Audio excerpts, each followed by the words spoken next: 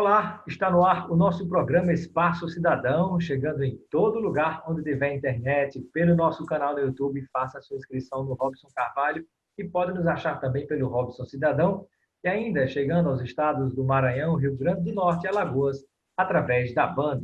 No programa de hoje temos 3 convidados e vamos falar sobre as relações entre Brasil, China e Estados Unidos, essa nova tentativa, me parece, de criação de uma nova Guerra Fria. Como é que o Brasil se posiciona entre a China e os Estados Unidos, né? Que posições devem ser tomadas? E falar também a respeito das eleições americanas. Será que a China está interferindo? Dependendo do resultado que aconteça, pode ser bom ou ruim para o Brasil. Tudo isso vamos conversar aqui com o professor formado em História e também em Direito, João Carlos Rocha. Está no Canadá nesse momento fazendo mestrado e doutorado na universidade conhecida como Universidade da Rainha, não é isso, João Carlos? Exatamente, é Queen's University, isso mesmo. University, né? Também seja bem-vindo, Lucas, pode ligar seu microfone. Seja bem-vindo, Lucas Padilha, especialista em China e está fazendo também mestrado na Universidade de Pequim. Não é isso, Lucas? É isso, obrigado, Robson. Prazer estar aqui com você. Também conosco o Pedro Vormitag, formado em Direito pela Universidade de São Paulo e fazendo mestrado em Gestão Internacional pela Fundação Getúlio Vargas. É isso? É isso mesmo, Robson. Obrigado pela oportunidade. Um prazer estar aqui. Muito bem. Vamos iniciando aqui com o professor João Carlos, né? Para saber sobre essa situação que nós temos observado, né? Como que está se tentando criar, de certo modo, não sei por parte de quem exatamente, talvez Estados Unidos, uma nova polarização muito acirrada, uma espécie de uma tentativa de voltar à Guerra Fria. É isso, João Carlos? Oi, Robson. A discussão atualmente sobre a política internacional, obviamente, envolve os dois principais poderes que estão se transformando em poderes hegemônicos, que é os Estados Unidos de um lado, né? Há muito tempo um poder hegemônico, a China, que nos últimos 20 anos apareceu como uma nação que tem um destaque econômico muito forte, e obviamente esse destaque econômico passa também para o destaque político, para o destaque militar. E a gente tem que recordar que é uma reconfiguração de uma ordem mundial que vem se recompondo desde o final da Guerra Fria, da Primeira Guerra Fria, digamos assim, né? Com a queda do Muro de Berlim, em 1989, com o fim da União Soviética, no início dos anos 90, com o processo de desorganização daquele mundo que era influenciado pela União Soviética e posteriormente a Rússia. Você teve ali um vácuo de poder em que os Estados Unidos se transformaram em uma nação muito poderosa, e a gente pode lembrar que os anos 90 e o início dos anos 2000, os Estados Unidos praticaram atos, muitas vezes ao arrepio daquilo que a ONU e que até o próprio Conselho de Segurança da ONU determinavam ou tinha votações, né? Então a gente teve no início dos anos 2000 o grande momento de hegemonia americana com a guerra no Afeganistão, posteriormente com a guerra no Iraque e com interferências em várias nações. E, ao mesmo tempo, a China, né, pegando um crescimento econômico muito forte, se transforma numa nação que passa a ter uma influência grande, não apenas na sua área de influência tradicional, que é a área de influência do Sudeste Asiático, mas passa também a ter outras influências, por exemplo, nas regiões africanas, começa a ampliar a sua influência na América do Sul, e tudo isso dentro de um cenário recente e contemporâneo em que os Estados Unidos, com o governo de Donald Trump, desmantelaram boa parte da sua política internacional, né, uma política internacional que está, pelo menos durante os governos de Barack Obama e anteriormente, estavam muito vinculadas, de certa forma, ainda aos mecanismos multilaterais, como as organizações a OMC, a recente saída dos Estados Unidos da Organização Mundial de Saúde é uma demonstração disso. Então, você tem os Estados Unidos num processo de, digamos assim, tentativa de diminuição de sua influência mundial nesses mecanismos internacionais, e você vê a China, certamente o Lucas pode falar isso bem melhor do que eu, tomando esses espaços que o vácuo de poder norte-americano vem deixando, né? E isso daí, o que é interessante é que a gente via isso nos discursos do Donald Trump desde a época da eleição, em 2016, a gente percebe isso normalmente, ainda hoje, o governo americano, a partir do seu presidente da República, dizendo que os Estados Unidos gastavam muito dinheiro na política internacional, que o exército americano estava auxiliando outras nações, fazendo uma tática que aqui a gente discute, né, praticamente uma tática de bullying com os seus tradicionais aliados, como, por exemplo, os aliados da OTAN, ou até mesmo aqui onde eu estou, o Canadá. E aí você tem esse afastamento dos Estados Unidos de algumas posições tradicionais, obviamente permitindo que a China tome essas posições, como, por exemplo, está acontecendo agora no momento pandêmico, né, em que os Estados Unidos abdica do seu papel internacional de líder, digamos assim, de uma crise internacional provocada por uma doença, e a China passa a ter um papel muito importante nisso. Então, é óbvio que a gente tem duas grandes nações, e isso daí gera conflitos de interesse, e claro que isso pode provocar e deve já estar provocando uma nova Guerra Fria. Lembrando que não apenas Estados Unidos e China têm importância. A gente tem que lembrar que o próprio governo russo, com Vladimir Putin, tenta ampliar a influência russa, né? E tem interferido, a gente sabe muito disso, nas democracias ocidentais, através, né, dos vários escândalos que a gente conheceu, de influência no Brexit, de influência na eleição americana em 2016. E você tem nações da União Europeia, como a Alemanha, que também pretendem utilizar o bloco como uma forma de ampliar a sua influência. Então, claro que a gente tem um momento de instabilidade, digamos assim, nas placas tectônicas da política internacional, e pode ser que isso no futuro gere um problema maior? Pode, mas isso depende muito de como a gente tem, dos líderes que a gente tem. Né? Se a gente tiver líderes menos só para concluir, com mais temperança, o tempo é mais difícil de mudar, ter uma mudança de tempo assim, né, digamos. Muito bem.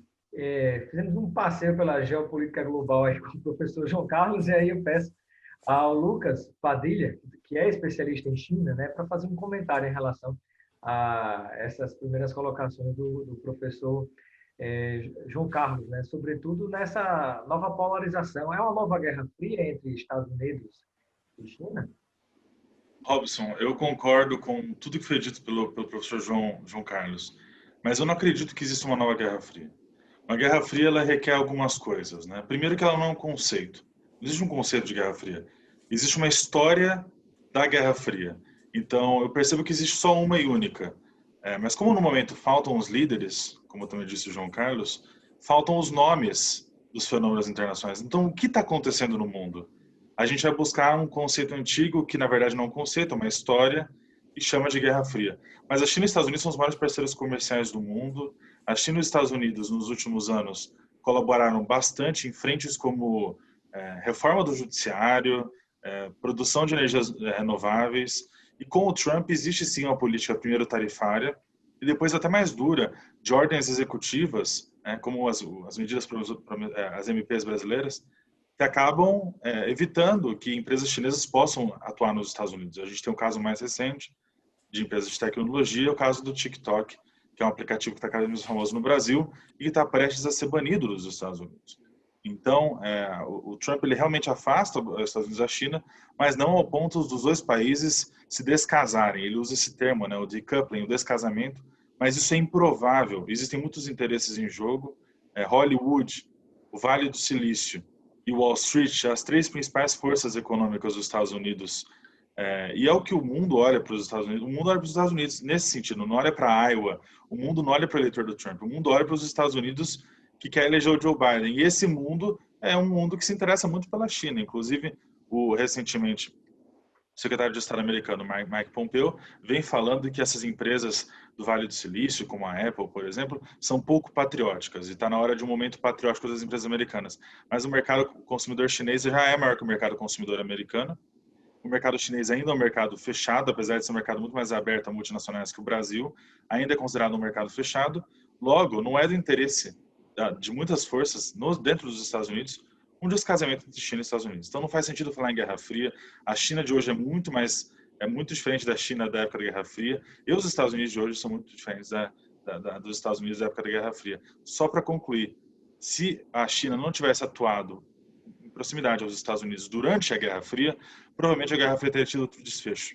Então, o Kissinger visita a China em 1970 e, a partir de então, os dois países passam a ter uma relação muito importante para desmobilizar a força da União Soviética no bloco socialista, no bloco comunista. E, a partir daí, a China passa a trilhar um rumo bem diferente do rumo da União Soviética. Então, naquela Guerra Fria, a China teve ao lado dos Estados Unidos a maior parte do tempo, né? Antes, confrontando ali na Guerra da Coreia, mas depois muito próximo dos Estados Unidos. E, recentemente, as relações entre China e Estados Unidos são muito ricas, muito próximas.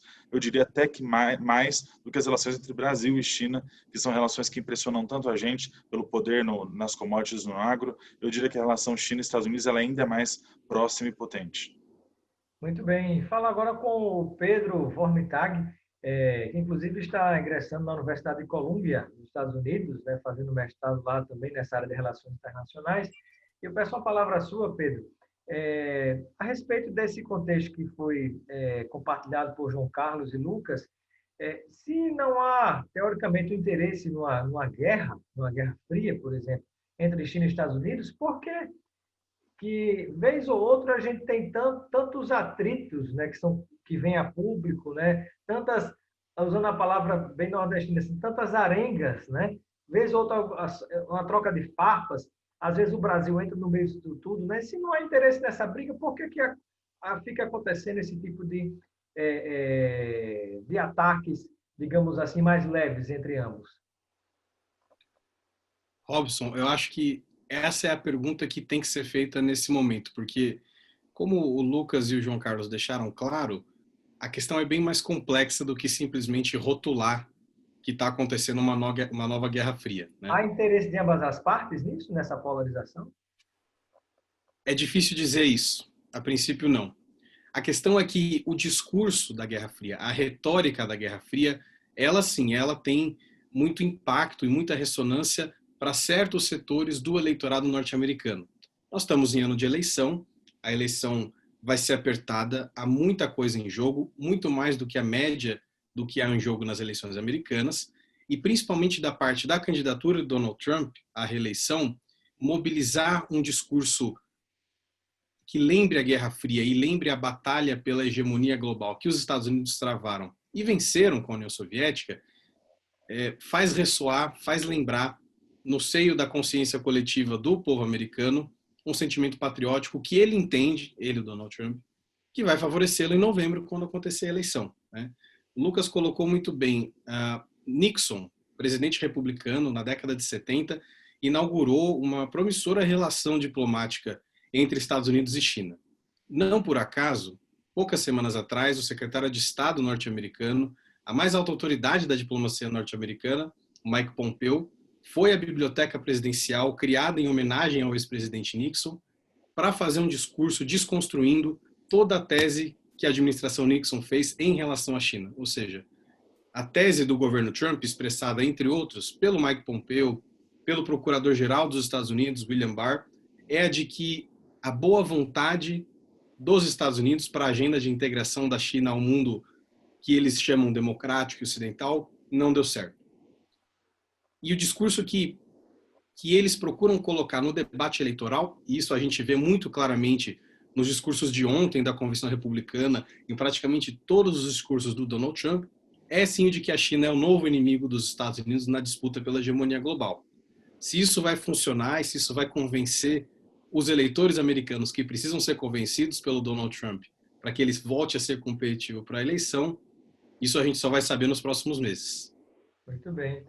Professor João Carlos, o escritor Gessé Souza publicou recentemente um livro, né, que trata de que os Estados Unidos, né, estão contra o Brasil, né, tem um plano contra o Brasil.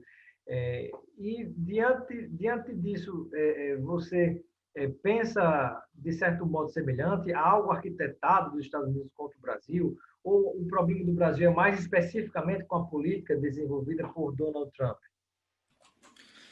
Robson, veja só, pelo que eu compreendo, essa tese do professor Gessé de Souza é uma tese que está muito ligada a boa parte daquilo que a esquerda brasileira trabalhou, sobretudo a partir da eclosão da Lava Jato, né? A ideia de que a Lava Jato e que os promotores da Lava Jato, o próprio, à época, juiz Sérgio Moro, tinha uma vinculação direta com o Departamento de Estado americano, com o FBI, com a CIA, etc., e que isso daí seria uma estrutura montada para derrubar aquilo que os governos de esquerda brasileiros tinham construído ao longo do tempo, né? Que seria uma espécie de tentativa de autonomia.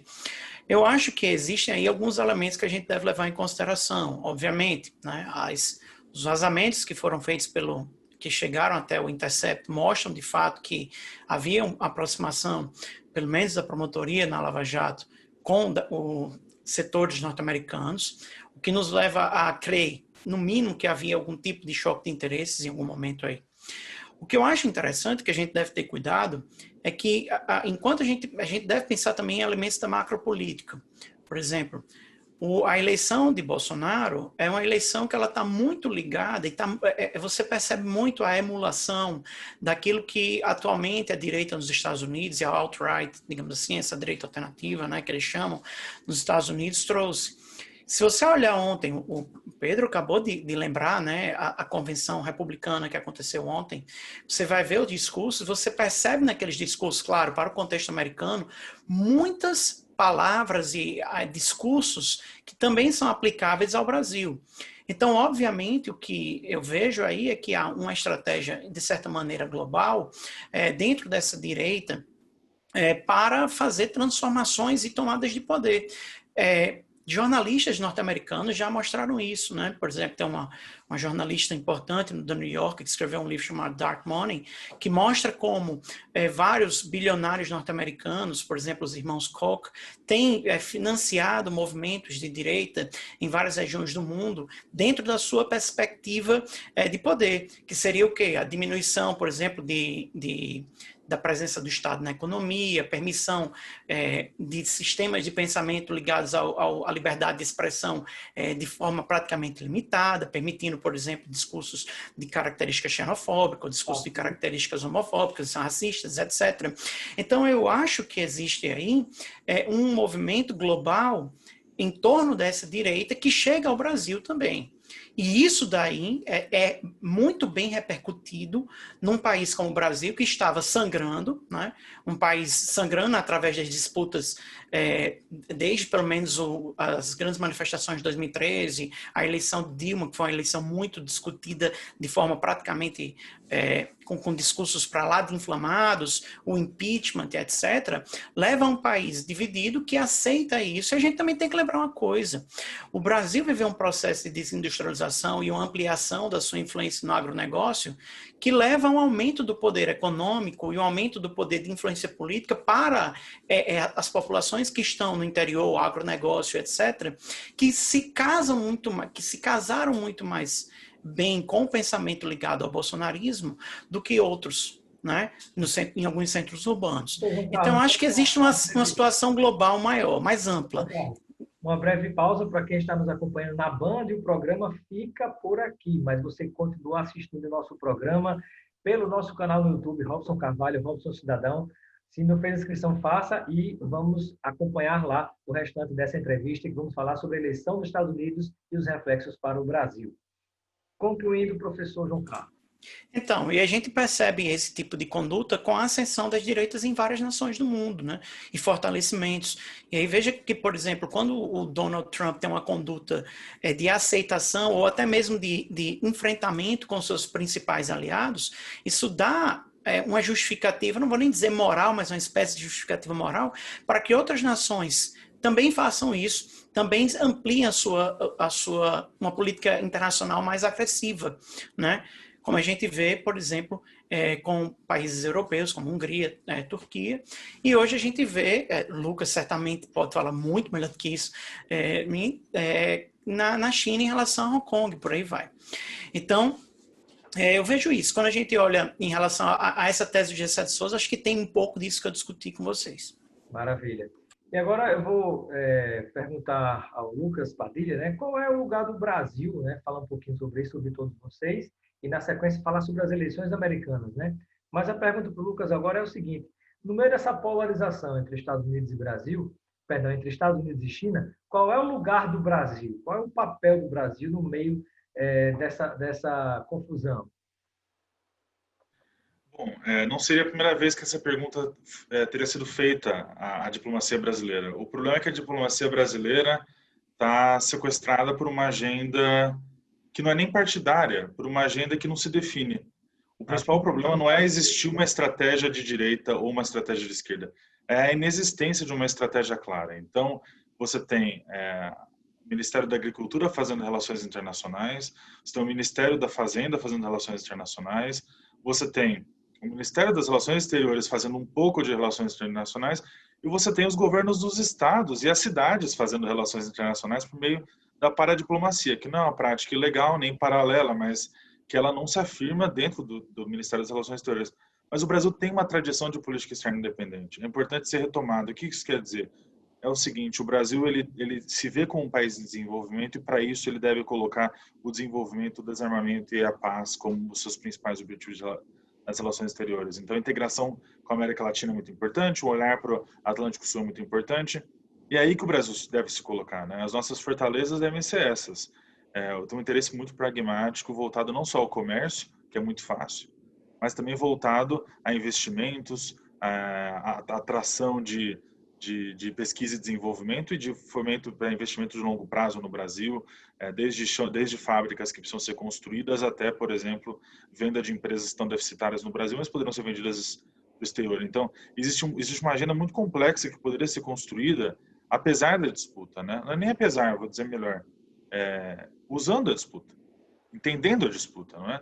Os Estados Unidos têm interesse no Brasil? Qual é esse interesse? Porque até agora, os Estados Unidos olham, até agora não, desde 1830, desde a época em que foi pensar a política externa para a América Latina nos Estados Unidos, o Brasil é colocado como um aliado quase natural. Inclusive, durante o governo do PT, foi construída em 2003 essa ponte para que fosse normalizada a relação e não existisse um grande choque entre o discurso do PT enquanto partido e a gestão do Lula enquanto presidente, muito mais pragmático. Então, essa ponte foi construída pelo Palocci, pela Dilma e inclusive pelo Rubens Barbosa, que é um diplomata historicamente ligado ao PSDB. Então, essa aliança para aproximar o PT dos Estados Unidos, para reforçar essa ideia de que, olha, não existe o governo do Brasil nunca vai ser contra o governo dos Estados Unidos. O que não quer dizer que a gente precisa ser a favor. Então, o governo Bolsonaro faz um esforço muito grande de aproximação do Donald Trump, sem resultados práticos. Os Estados Unidos não abriram mão de nada em relação a isso até agora. Um esforço subserviente e vira-lata, inclusive, né? Sendo que 75% da soja brasileira é exportada para a China. Então, é paradoxal, porque o agro, como o professor João Carlos comentou muito bem, que tem um papel político cada vez mais importante, a riqueza dele hoje, inclusive durante a pandemia, mais ainda, vem da exportação para a Ásia e principalmente para a China. Então, 75% da soja brasileira é exportada para a China. Esses números eram menores ano passado, ou seja, quem está tirando o agro do desafogo, que está acontecendo para todos os setores na economia, atualmente no Brasil, é a China. Mas o agro, de certa forma, gosta de não o agro como um todo, tem um setor agro super sofisticado no Brasil, mas existe essa ideia de que no interior do Brasil as pessoas gostam mais de uma política pró-Estados Unidos, pró-valores ocidentais, apesar de ganhar dinheiro com a China. Então, a gente está numa situação muito paradoxal, onde economia e política não estão se encontrando tão bem assim na agenda de relações exteriores. Talvez atrapalhadas por questões ideológicas, né? E muitas crenças na mente de muita gente que embarca em certas digamos assim, divulgações ou marketings ideológicos que não condizem com a realidade, né? Como volta do comunismo, uma série de coisas que a gente sabe que não cabe mais, mas o fantasma continua presente. Pedro, e quando a gente pensa nessa relação entre Brasil e China, Brasil e Estados Unidos, né, na sua visão, qual é o lugar do Brasil no meio dessa confusão? Olha, eu acho ótimo que eu sou a pessoa que fala por último, então eles explicam a parte difícil e eu fico só floreando. É muito difícil Próxima rodada hoje... eu vou inverter, viu? É muito difícil, por incrível que pareça, hoje a gente fazer uma análise de quais são as opções de política externa do Brasil. Por um motivo muito simples. O que a gente chama, ou deveria chamar de política externa, está sendo eclipsado, está sendo ofuscado por um outro tipo de relação diplomática que é a relação pessoal entre a figura do presidente da República e talvez o seu filho, o deputado federal Eduardo Bolsonaro, com figuras na pessoa física do governo americano, de novo, como o presidente Donald Trump e alguns dos seus filhos. De modo que é muito difícil entender, como o Lucas estava falando, é muito difícil entender a mentalidade que deveria orientar a escolha do governo brasileiro. Em circunstâncias normais, a resposta seria, na verdade, muito simples. O papel do Brasil nessa briga, seja lá de qual tipo for, entre Estados Unidos e China, é o papel de defender o interesse nacional brasileiro. Se isso significa manter e avançar relações comerciais e diplomáticas com a China, que seja, é um gigantesco e importantíssimo estratégico parceiro comercial e não há muito mais que se possa dizer além disso para justificar o caráter estratégico de aproximação dessa agenda. Se isso significar estreitar relações com os Estados Unidos, que, como o Lucas falou, é um parceiro para quem a gente sempre foi considerado um aliado natural, e inclusive, por isso mesmo, um aliado para o qual não se precisava fazer muitos gestos, também que seja, é questão de avaliar. O importante da gente notar nesse momento é que não existe, nem mesmo na oposição brasileira, entre os partidos de oposição ao governo Bolsonaro, uma reflexão madura, programática e principalmente propositiva sobre quais devem ser as prioridades de política externa do Brasil nesse momento, justamente num momento tão turbulento e complexo do cenário global, né? Muito bem. E agora, como eu disse, eu vou inverter. Eu começando com você, ele faz uma pergunta, Pedro. Está havendo uma interferência, primeiro, se está havendo interferência da China nas eleições nos Estados Unidos, e se o resultado, né, se Trump for perder, por exemplo, se isso pode causar algum prejuízo para o Brasil. Bom, em relação à primeira pergunta, não existem evidências de que a China ou o governo chinês, de qualquer maneira, esteja interferindo materialmente na eleição norte-americana. É um caso muito diferente do que há em relação à Rússia. Aí sim, existe materialidade e evidências de que houve interferência não só na eleição de 2016, como a eleição que está acontecendo agora, né? Cenários: Joe Biden ou Donald Trump? Uma vitória do Donald Trump, ao contrário do que a gente poderia pensar numa reeleição, ela não necessariamente significa um quadro de continuidade, né? Para praticamente todos os analistas republicanos ou democratas, uma renovação do governo Donald Trump vai significar um aprofundamento muito significativo das políticas que foram levadas a cabo nos últimos 4 anos, né? Claro que para os democratas isso significa catástrofe. Para os republicanos isso significa triunfo, né? Do ponto de vista do interesse nacional brasileiro, uma reeleição de Donald Trump, ela é também imprevisível, mas ela pode indicar uma manutenção de um verniz de bom relacionamento entre a presidência da República Brasileira e a presidência norte-americana. Eu digo verniz... aliás, né? Porque do ponto de vista do discurso, Bolsonaro é amicíssimo de Donald Trump, né? Mas Donald Trump parece tratar o próprio Bolsonaro como um gatinho, um cachorrinho, né? Que faz o que quiser com ele. Na prática, é uma reciprocidade, algo concreto, né? Esse ponto, Robson, para mim, é a chave para a gente entender por que o relacionamento Brasil-Estados Unidos é diferente do que sempre foi. Não é sequer uma relação entre as duas presidências da República.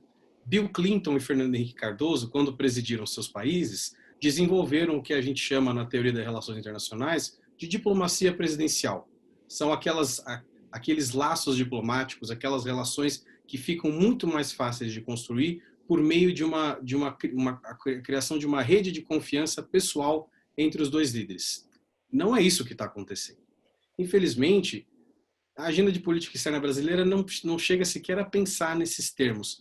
É como você falou, é sobretudo uma agenda de curto prazo, de natureza fundamentalmente ideológica, e que não tem muita clareza de quais são os interesses de longo prazo do Brasil. Vou dar 2 exemplos super básicos.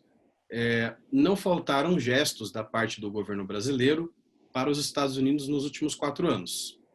Nós cedemos aqui a base de Alcântara, nós abrimos mãos de um tratamento privilegiado na Organização Mundial do Comércio, e nada mais justo que a gente tivesse recebido o apoio de Washington para que nós fôssemos aceitos na OCDE, o Clube de Países Ricos. Isso não aconteceu até agora, e de modo que os analistas e a sociedade brasileira, nós ainda precisamos descobrir o que é que o Brasil ganha com esse novo jeito de se relacionar com os Estados Unidos que o Jair Bolsonaro inaugurou. A pergunta agora para o Lucas, né? Lucas, nessas eleições nos Estados Unidos, né, qual é a sua avaliação, né? Trump continua com grande chance de ser reeleito ou da forma como ele se comportou em relação à condução do combate à pandemia do Covid-19 e tantos outros problemas na economia, como prenúncios até de recessão, se isso pode derrubar a candidatura dele e fazer ser eleito presidente dos Estados Unidos, Joe Biden? O Donald Trump ele enfrenta uma tempestade perfeita muito rara para republicanos, que é uma crise econômica que ele não planejava, né? Não é uma crise econômica que não foi sendo percebida como crise econômica, ela não tem aspecto de crise financeira, mas ela acontece por choques na demanda, né? Então é uma crise que os republicanos normalmente não sabem resolver, porque não é uma crise que você resolve cortando imposto, cortando gastos ou privatizando. É uma crise que você resolve gastando dinheiro. Mas o Donald Trump não é republicano tradicional. Então ele vem dando $600 para a inveja aqui dos brasileiros, semanais, salvo engano, para famílias americanas fragilizadas, enfim, tem uns critérios lá. Então ele ganhou alguma popularidade com isso. Ele ainda continua sendo muito bem avaliado na parte econômica. Mas no geral, a economia de longo prazo dos Estados Unidos não parece boa e existe muito medo do que pode acontecer. Então eu diria que a economia, apesar de ser um fator mais forte do Donald Trump até o coronavírus, agora é o fator mais fraco, junto com o combate ao vírus. Então ele chama, inclusive, o vírus de praga. Ele vem usando muita palavra praga e falando do vírus chinês. Ele inclusive fala, pode chamar como você quiser esse vírus, porque ele é uma praga que estaria atacando isso, a economia e a possibilidade de resposta do governo americano à pandemia. Tem pesquisas que dizem que se ele tivesse respondido uma semana antes, teria salvo 50 mil vidas, enfim. Esse é um debate que está muito forte agora, nesse momento de convenções, a gente acompanha e vê que isso é trazido muito fortemente. Então, a resposta econômica e a resposta sanitária do Donald Trump são mal avaliadas, apesar dele dizer que fez coisas incríveis. E ao lado dessas duas dificuldades que o Donald Trump vai ter, uma outra é a política externa. Ele é mal avaliado em política externa. Ontem mesmo o Mike Pompeo, o principal diplomata americano, fez um discurso direto de Jerusalém, dizendo que que Jerusalém é a capital de Israel e é o lugar onde a embaixada tem que estar.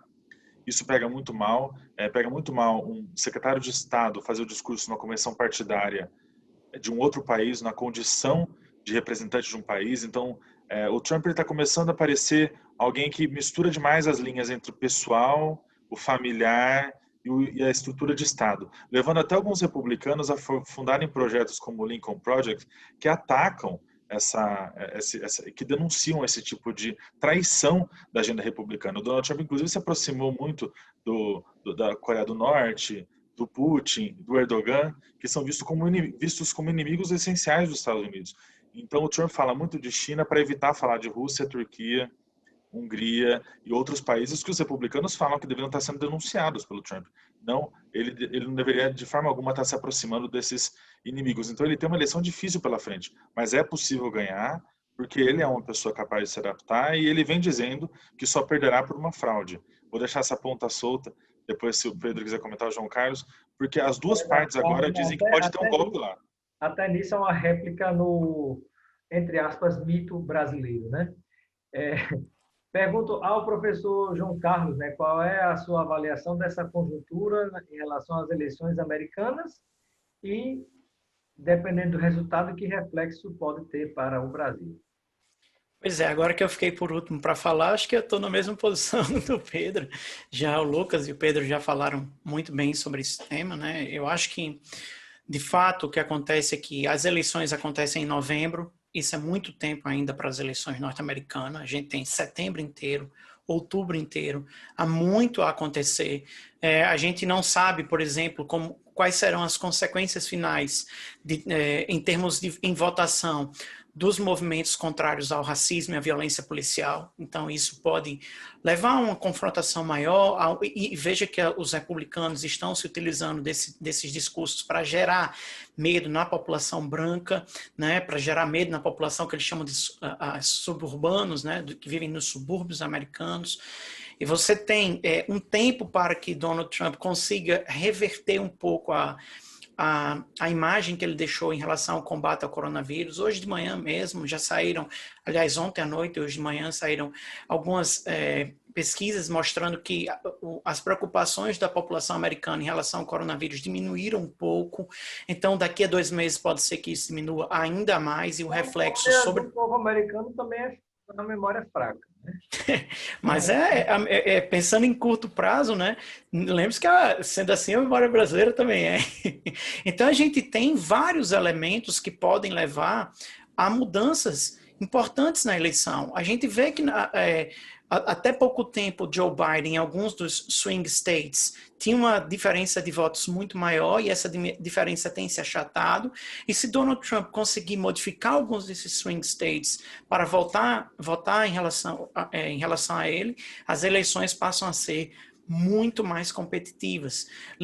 Lembrando que em 2016, mais ou menos nessa época, absolutamente ninguém acreditava na vitória de Donald Trump.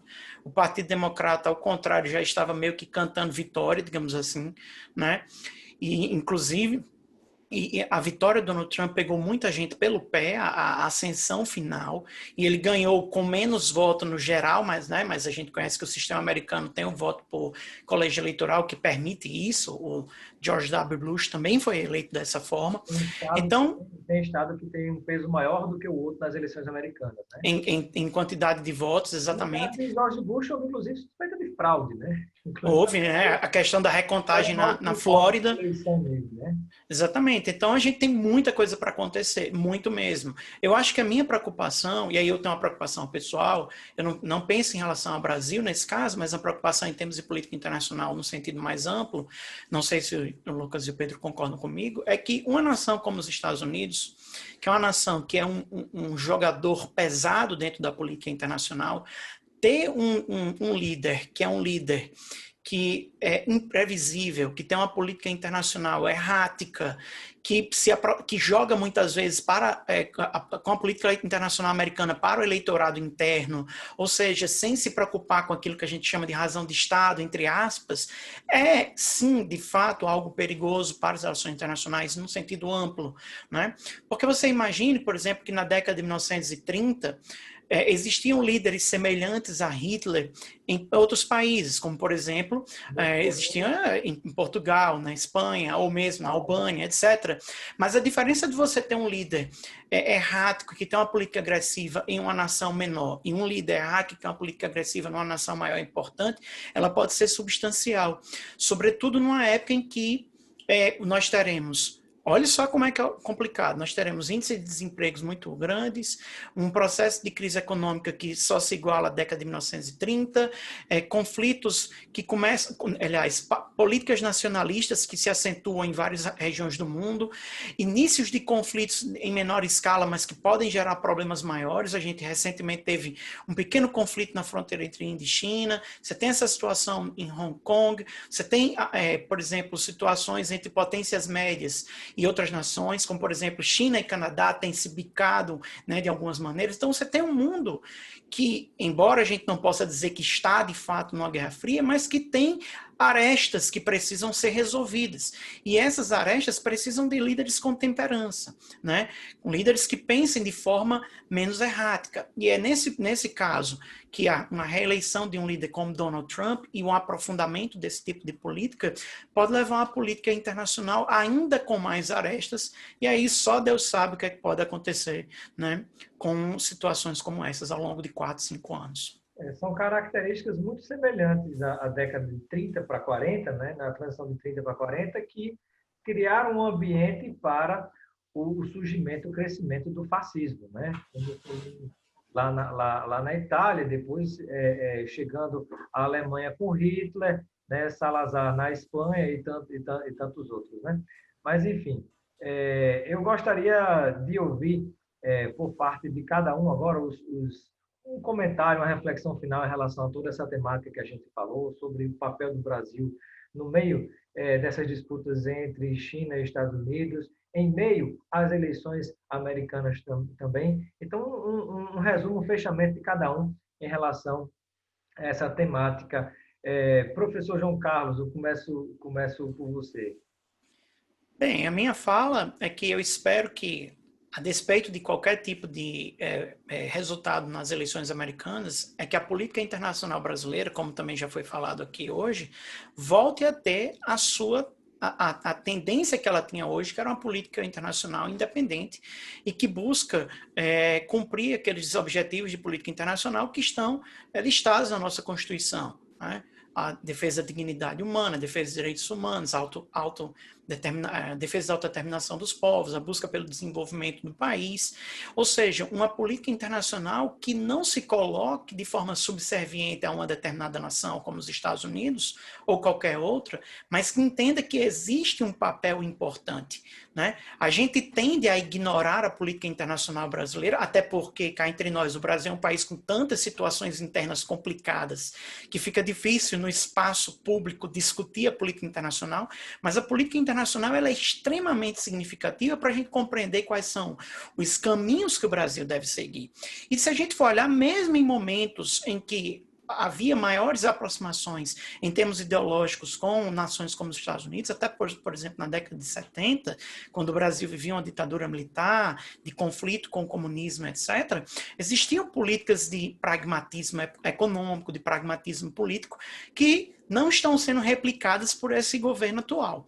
Então, na minha opinião, eu espero que seja cumprido aquilo que há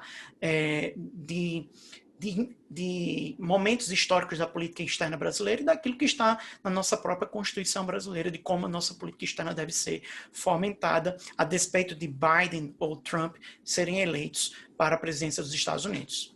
Falando nesse pragmatismo, eu lembrei, João Carlos, né, de Getúlio Vargas, quando recebeu o presidente Roosevelt, né? Tudo bem, pode pousar aqui, pode nos utilizar como trampolim para a vitória lá para o outro lado do mundo, mas, espera aí, vamos cuidar aqui da nossa infraestrutura também, né? Então, houve um pragmatismo que foi fundamental para a nossa infraestrutura, para a área industrial, para a nossa industrialização e tantas outras áreas também. As despedidas agora do Pedro Vormitag, né, no nosso programa Espaço Cidadão, suas considerações em relação a tudo isso que nós falamos.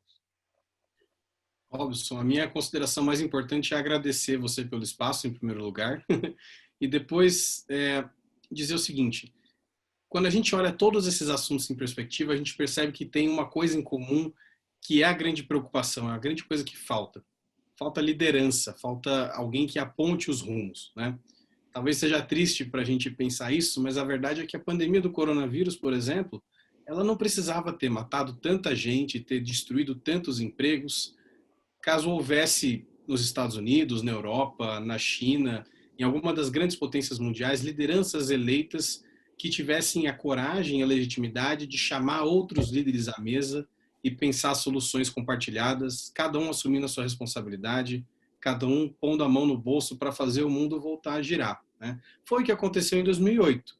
Republicanos nos Estados Unidos, a China teve o seu primeiro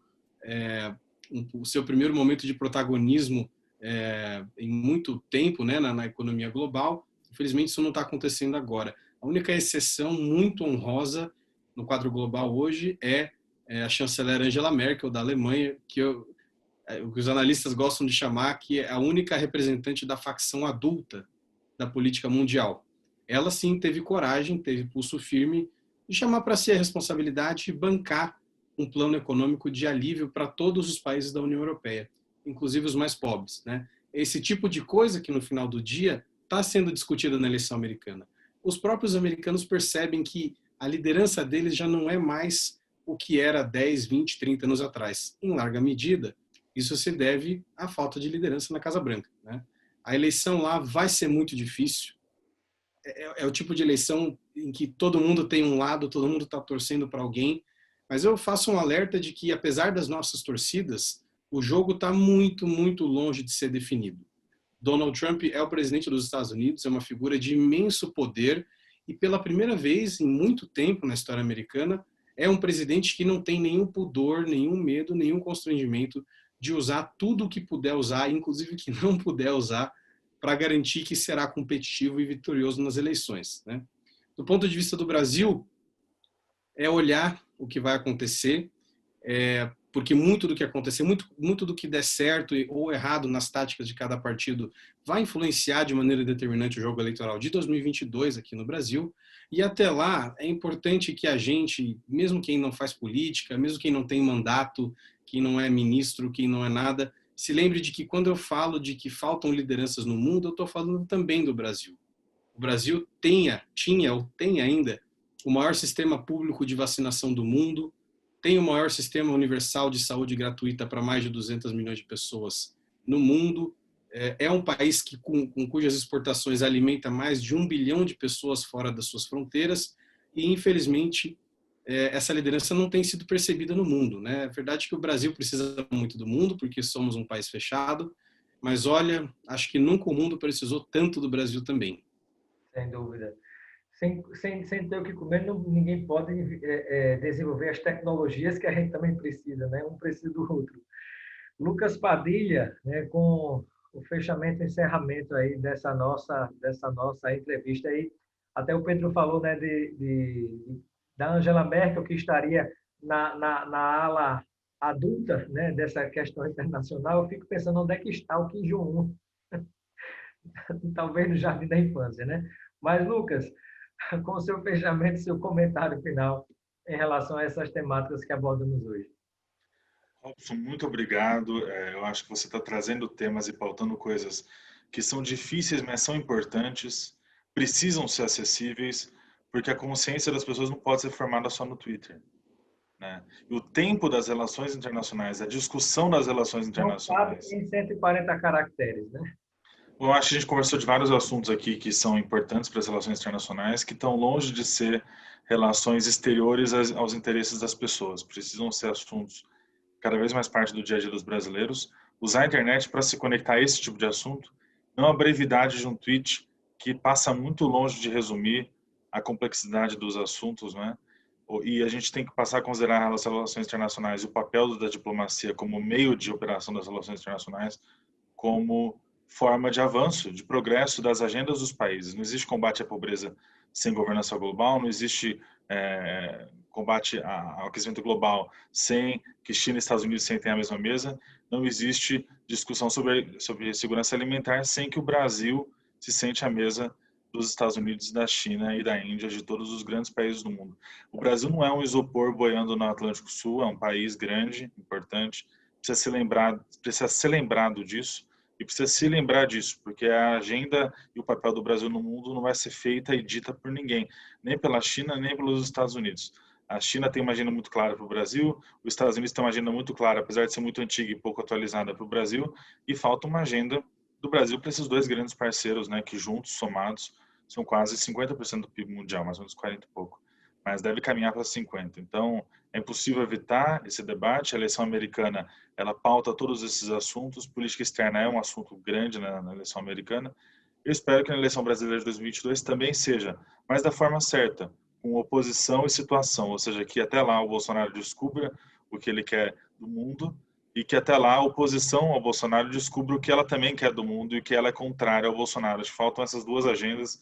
A gente está num momento muito triste, apesar da tradição brasileira diplomática ser sempre um motor do desenvolvimento brasileiro, uma coisa importante para que a gente vá para frente. Então, a diplomacia, as relações internacionais em todos os níveis no Brasil, das empresas, cidades, estados e até do Itamaraty, passam longe de assunto de revista e de coquetéis aí nos grandes salões do mundo. É um assunto que interessa ao desenvolvimento, interessa a todas as regiões do Brasil, e o Robson está de parabéns de trazer esse debate para o Nordeste, que é uma região tão importante para o Brasil e para o mundo. Ok. Muito obrigado, Lucas. Obrigado também, Pedro e o João Carlos, né? Sejam sempre bem-vindos aqui ao nosso programa e ficamos por aqui com o nosso Espaço Cidadão. A turma pode comentar, dizer se gostou, se não gostou, bota o joinha lá no canal do YouTube. Muito obrigado pela audiência de todos vocês, pela TV, Band e também pelo nosso canal no YouTube, Robson Carvalho, Robson Cidadão. Grande abraço e até a próxima. Obrigado.